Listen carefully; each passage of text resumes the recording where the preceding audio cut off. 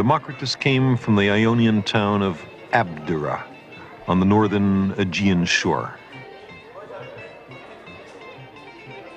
In those days, Abdera was the butt of jokes. If around the year 400 BC, in the equivalent of a little outdoor restaurant like this, you told a story about someone from Abdera, you were guaranteed a laugh. It was, in a way, the Brooklyn of its time. For Democritus, all of life was to be enjoyed and understood. In fact, for him, understanding and enjoyment were pretty much the same thing. He said, "A life without festivity is a long road without an inn." Democritus may have come from Abdera, but he was no dummy. Democritus understood that the complex forms, changes, and motions of the material world all derive from the interaction of very simple moving parts. He called these parts atoms.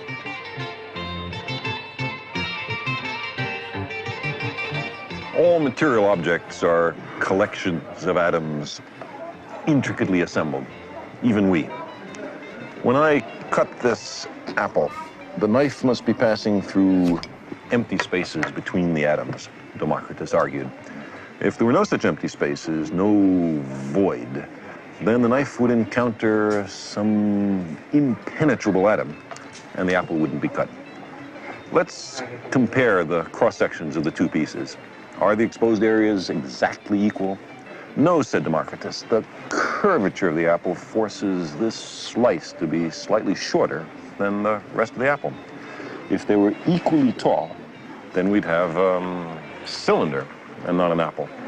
No matter how sharp the knife, these two pieces have unequal cross-sections. But why? Because on the scale of the very small, matter exhibits some irreducible roughness. And this fine scale of roughness, Democritus of Abdera identified with the world of the atoms. His arguments are not those we use today, but they're elegant and subtle and derived from everyday experience. And his conclusions were fundamentally right.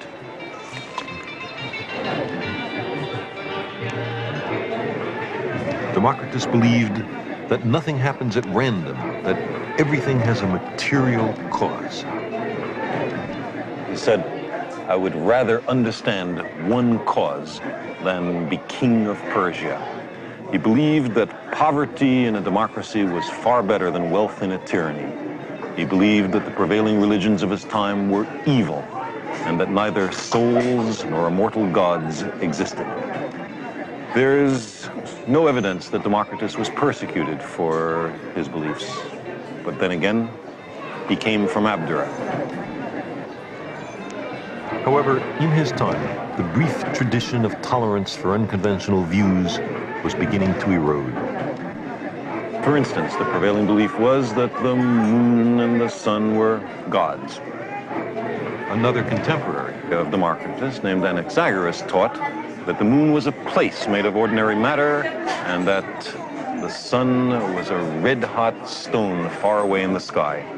For this, Anaxagoras was condemned, convicted, and imprisoned for impiety, a religious crime. People began to be persecuted for their ideas. A portrait of Democritus is now on the Greek 100 drachma note. But his ideas were suppressed and his influence on history made minor. The mystics were beginning to win.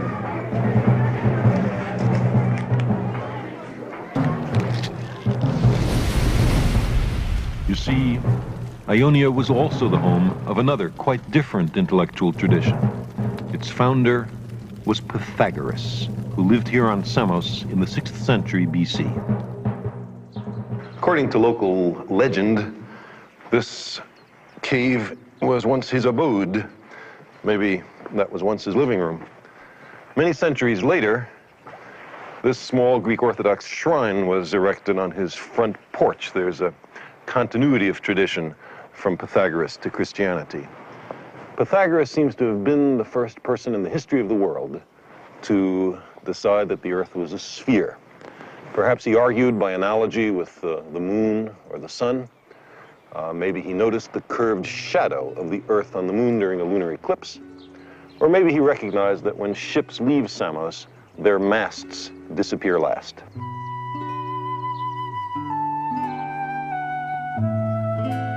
Pythagoras believed that a mathematical harmony underlies all of nature. The modern tradition of mathematical argument, essential in all of science, owes much to him.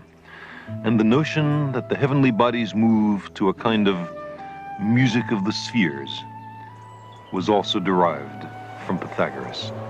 It was he who first used the word cosmos to mean a well-ordered and harmonious universe, a world amenable to human understanding.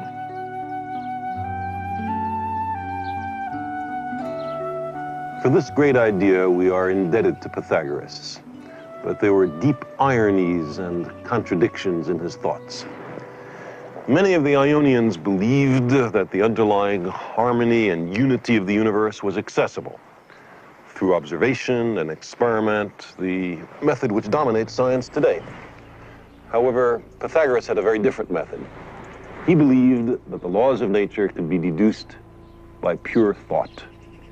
He and his followers were not basically experimentalists. They were mathematicians, and they were thoroughgoing mystics. They were fascinated by these 5 regular solids, bodies whose faces are all polygons, triangles or squares or pentagons.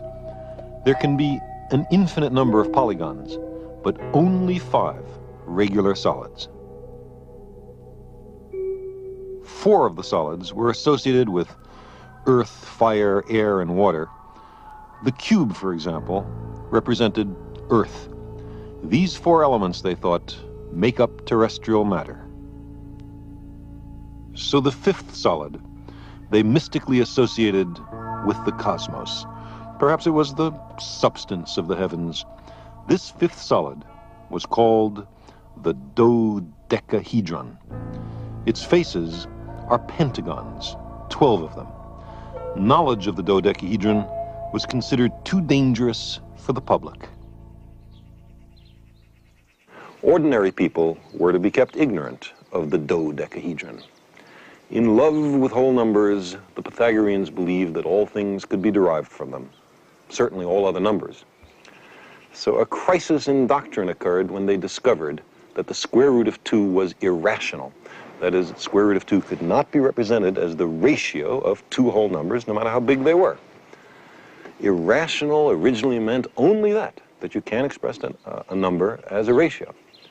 But for the Pythagoreans, it came to mean something else, something threatening, a hint that their worldview might not make sense, the other meaning of irrational.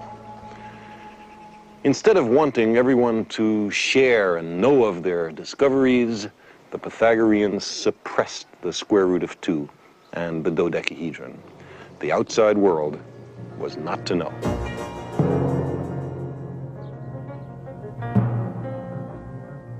The Pythagoreans had discovered, in the mathematical underpinnings of nature, one of the 2 most powerful scientific tools. The other, of course, is experiment.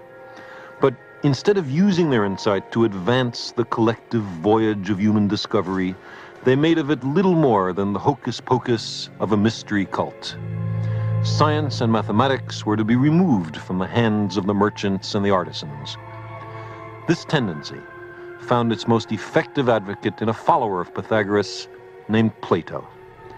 He preferred the perfection of these mathematical abstractions to the imperfections of everyday life. He believed that ideas were far more real than the natural world. He advised the astronomers not to waste their time observing the stars and planets. It was better, he believed, just to think about them. Plato expressed hostility to observation and experiment. He taught contempt for the real world and disdain for the practical application of scientific knowledge. Plato's followers succeeded in extinguishing the light of science and experiment that had been kindled by Democritus and the other Ionians. Plato's unease with the world